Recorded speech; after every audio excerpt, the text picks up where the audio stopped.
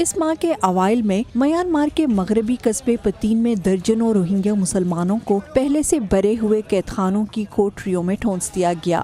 ان پر ملک میں غیر قانونی سفر کرنے کے الزامات تھے۔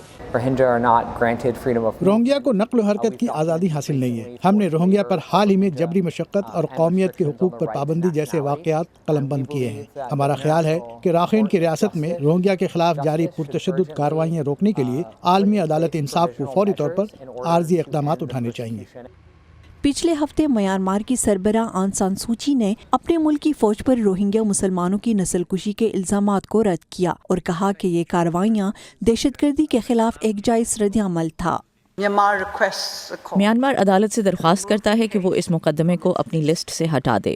ان اقدامات سے شکوک و شبہات جنم لیتے ہیں اور ان کمیونٹیز کے درمیان رنجشوں کا سبب بنتے ہیں جنہوں نے حال ہی میں اعتماد کی نازک بنیادیں استوار کرنا شروع کی ہیں۔ عالمی عدالتی انصاف میں آن سان سوچی کی موجودگی اور الفاظ نے مغرب میں بہت سوں کو مایوس کیا ہے۔ انہوں نے اور ان کی ٹیم نے قتل عام کی اس حقیقت کو چھپایا جن کا ارتکاب ہوا۔ انہوں نے اس حقیقت کا کوئی ذکر نہیں کیا کہ کوئی جنسی زیادتی، اجتماعی جنسی زیادتی یا نسلی بنیادوں پر کوئی پرتشدد کارروائیاں بھی ہوئی ہیں۔ یہ بہت افسوسناک تھا۔ ایک وقت تھا جب آن سان سوچی کو عالمی سطح پر انسانی حقوق کے لیے ایک امید سمجھا جاتا تھا، جنہوں نے اپنی فوج کے خلاف کھڑے ہونے کی وجہ سے تقریباً 2 عشرے جیل میں گزارے۔ انہیں 1991 میں نوبیل انعام سے نوازا گیا اور 2016 میں وہ میانمار کی سویلین حکومت کی سربراہ منتخب ہوئی۔ ماضی میں ان کی حمایت کرنے والے اب ان کے ناقدین بن چکے ہیں اور ان پر الزام لگا رہے ہیں کہ وہ روہنگیا کے خلاف ظلم روکنے میں ناکام رہی ہیں۔ وہ واحد شخصیت تھی جو لوگوں کو متحد کر سکتی تھی۔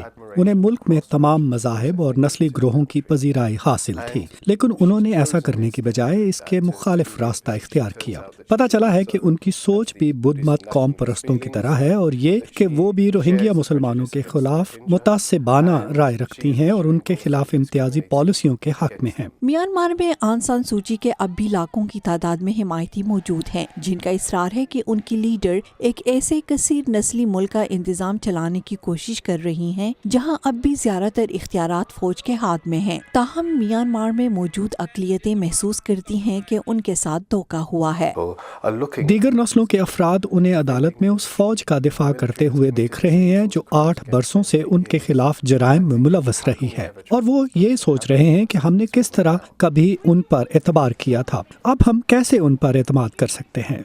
عالمی سطح پر بہت سے لوگ اس قسم کے جذبات رکھتے ہیں، جن کا کہنا ہے کہ آن سان سوچی کا اس طرح اپنے مقام سے گرنا اور بھی تکلیف دہ ثابت ہو سکتا ہے۔ ہنری رجول کے ساتھ شہناز نفیس، وائس آف امریکہ۔